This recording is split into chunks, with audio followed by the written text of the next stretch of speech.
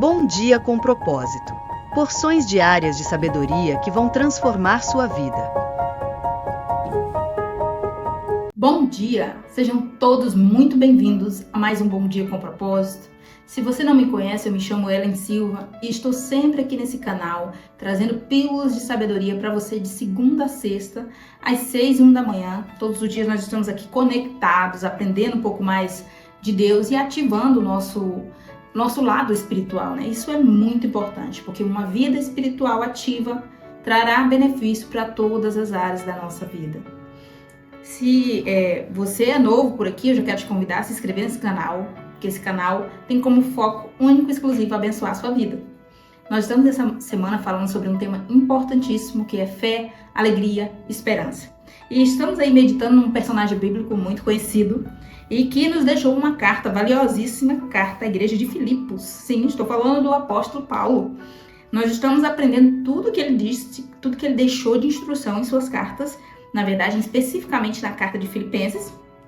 Hoje nós vamos trabalhar o capítulo 3, né? Vamos entender sobre essa questão de olhar para o futuro, olhar para frente, olhar para o alvo, que é Cristo. E esquecer do passado, deixar o passado no passado. Algumas pessoas têm uma dificuldade tão grande de abandonar o passado, de desapegar do passado, de se desprender de lá. Algumas pessoas estão paralisadas no passado. Simplesmente a vida parou para elas lá e elas ficam nesse limbo, nesse loop infinito, repetindo o ciclo constantemente, porque a sua memória, o seu cérebro, a sua vida, as suas emoções estão presas em uma ou mais experiências do passado.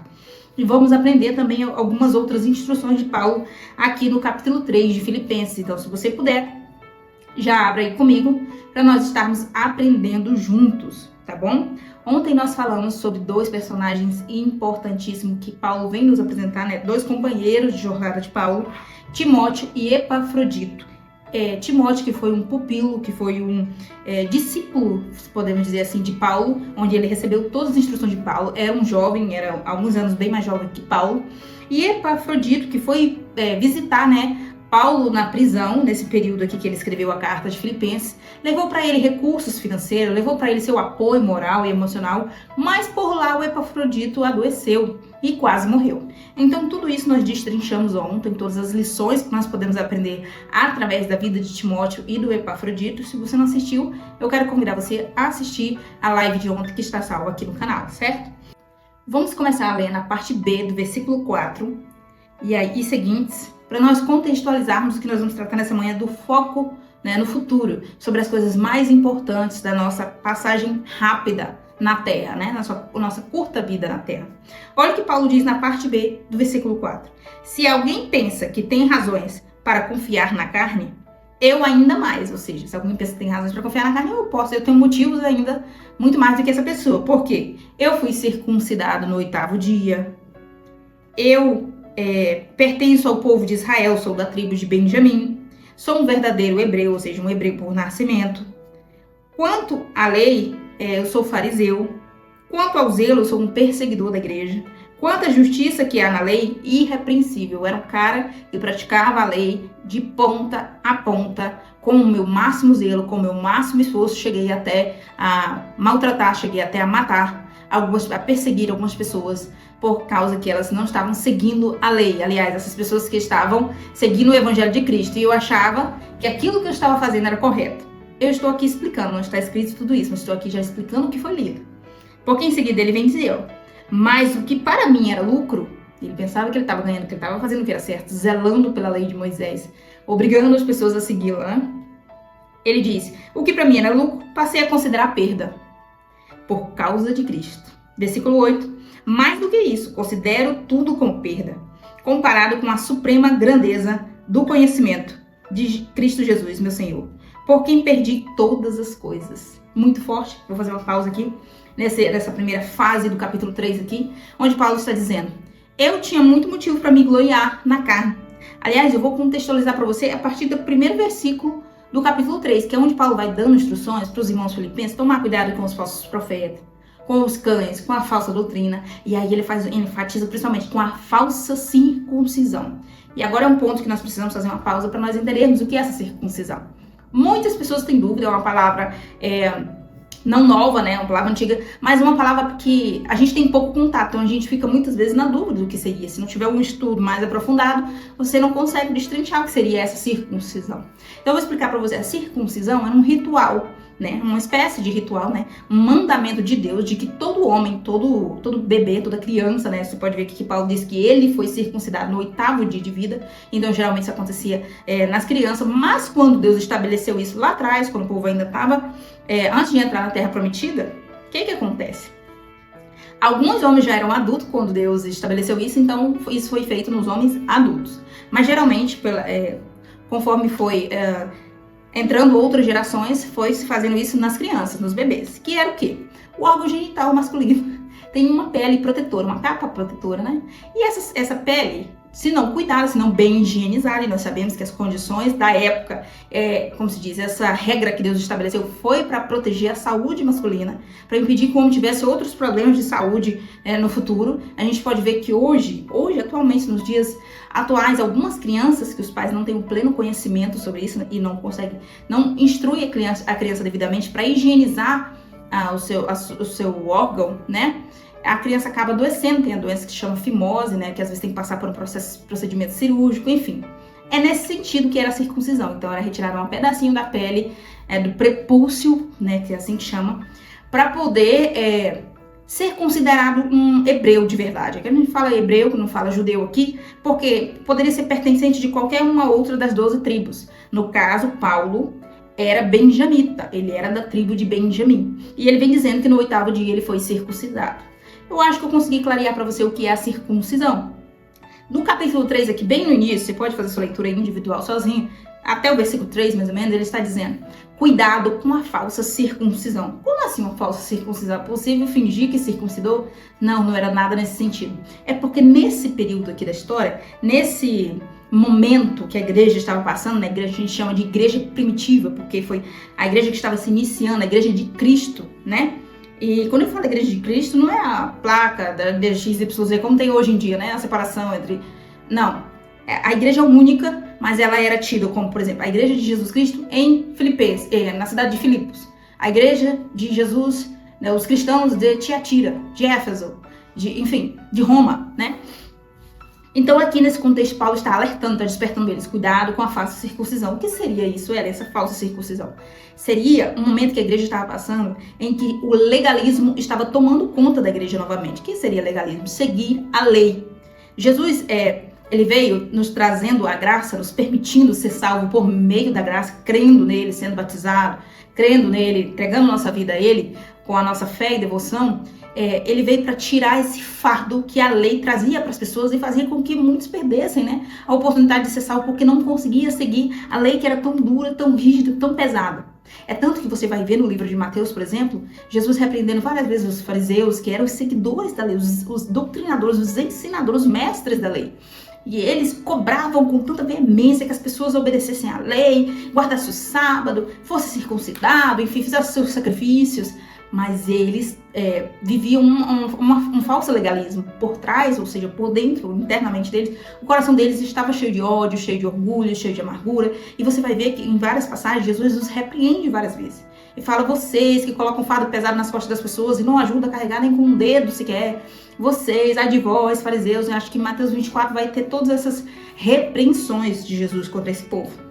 Mas aqui na carta de Filipenses, o que Paulo está dizendo era que esse legalismo estava tentando retornar para a vida daqueles que já haviam entregado sua vida a Jesus. Ou seja, eles já conheceram a graça, já entenderam que a salvação era pela fé, era um dom gratuito de Deus, como está escrito. Não tem como comprar salvação. Não tem como eu dizer, por exemplo, mas agora eu vou seguir todas as leis dos judeus, e vou guardar o sábado, e vou fazer a circuncisão, e vou seguir todo o ritual, né? Poderia aqui citar vários. Tudo o que eles seguem, inclusive até hoje, né?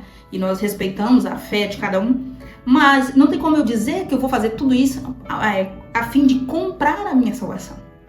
Não tem como eu comprar a minha salvação nem com dinheiro, né? Tem gente que acha que vai ter essa oportunidade de comprar a salvação com dinheiro. Isso é ilusão, gente. A salvação, ela é um dom gratuito de Deus. E quando Paulo vem trazendo essa repreensão para tomar cuidado com a falsa circuncisão, É porque as pessoas estavam meio que vivendo essa confusão e haviam pessoas infiltradas, mal intencionadas, tentando conduzir a igreja de Deus a voltar para o legalismo, a voltar para viver a lei mosaica, porque a salvação seria somente através daquele cumprimento, daquele rol de regras, ou seja, estava tentando comprar a salvação com seu sacrifício, com seus esforços. Tem até um louvor que diz, os meus esforços não compram Deus, porque várias vezes na nossa vida, trazendo isso para os nossos dias atuais, nós tentamos comprar a nossa salvação, nós tentamos surpreender Deus, nós tentamos fazer coisas, seja dentro de uma comunidade religiosa ou não, ou na nossa vida cotidiana, de uma certa forma, a gente tenta surpreender Deus, tenta dizer, olha como eu sou boazinha, olha como eu dou esmola, olha como eu faço sacrifício nisso, olha como eu jejum. Muitas vezes a gente tenta comprar Deus com as nossas ações e nada do que nós façamos, nada mesmo, nada surpreende a Deus, porque nós somos muito, muito pequenos diante dele, entende? Então, o alerta de Paulo aqui não tentem comprar Deus com uma falsa circuncisão. Não tentem fazer sacrifícios de tolo, achando que vocês podem comprar sua salvação. Não tentem ocupar um espaço privilegiado no céu através dos afazeres de vocês. Ou seja, apenas creem, entreguem sua vida. Olha o que ele vem dizer depois aqui. Agora nós vamos seguir a leitura. Versículo 13. Do Filipenses 3, irmãos, não penso que eu mesmo já o tenha alcançado, mas uma coisa faço. Ele está falando de um prêmio aqui, né? Ele diz, não penso que eu já tenha alcançado, mas eu faço uma coisa. O que é que ele faz? Esquecendo-me das coisas que ficaram para trás, avançando para que as que estão adiante, ou seja, olhando para as que estão na minha frente, prossigo para o alvo, a fim de ganhar o prêmio do chamado celestial de Deus em Cristo Jesus. Versículo 15. Todos nós que alcançamos a maturidade, olha a palavra poderosa que está aqui, vou ler de novo. Todos nós que alcançamos a maturidade devemos ver as coisas dessa forma. De que forma, Paulo? Abandonando o passado, prosseguindo, olhando para o alvo que é Cristo, olhando para diante, olhando para frente, segue a vida. Ou seja, lá atrás nós deixamos o legalismo. Lá atrás nós tentávamos comprar Deus com o nosso jeito de se vestir, com guardando nosso sábado, nosso jejum. Nós tentamos comprar Deus com o nosso sacrifício matando um animal, que era a tradição da lei judaica, né? Fazer com a nossa circuncisão, seguindo todos esses rituais, não comendo carne de animal impuro. Tudo isso a gente fazia para tentar surpreender Deus de alguma forma, dizer, olha, no reino do céu eu vou ser o maior, porque eu sou o que mais se sacrifica, eu sou o que mais se esforça. E as pessoas tentavam comprar Deus com seus esforços. E Paulo vem dizendo, irmãos, aqueles que alcançaram maturidade não fazem mais essas coisas. Aqueles que estão agora maduros na fé, eles fazem como eu. Eles abandonam as coisas que ficaram para trás do passado, olham para diante, olham para o alvo que é Cristo, em busca de ganhar o prêmio do chamado celestial. Forte, né? Muito forte. Mas agora aqui ele ainda diz, 16, versículo 16. Tão somente vivamos de acordo com o que já alcançamos. O que nós já alcançamos até aqui. A graça maravilhosa do Senhor. Eu quero fazer uma pequena pausa aqui para fazer uma recomendação para você. Em outro devocional aqui, eu acabei também recomendando um livro uns dias atrás. Agora eu quero recomendar outro, que eu tô na metade desse livro e tô apaixonada. Inclusive, eu tenho que gravar vídeo aqui para esse canal recomendando mais livro para você também, né? Além, claro, da nosso valioso manual da vida eterna, que é a Bíblia Sagrada. Mas é o livro do Luciano Subirá. Se você não conhece, ele é um pastor de muitos anos de ministério, muitos anos que ensina a palavra, de um vasto conhecimento teológico, uma boa base. E ele escreveu o livro, já é um meio antigo, o livro dele, Graça Transformadora. Fica a minha recomendação para você, é um livro grande, é um livro um pouquinho denso, de mais de 300 páginas, mas vale a pena você adquirir. Se você quer evoluir, se você quer crescer em conhecimento, principalmente quando o assunto é graça, que é uma coisa que traz muita confusão na cabeça das pessoas. Infelizmente, eu já pertenci a um sistema religioso extremamente legalista. Eu acho que você já entendeu, que eu já expliquei o que é o legalismo, né?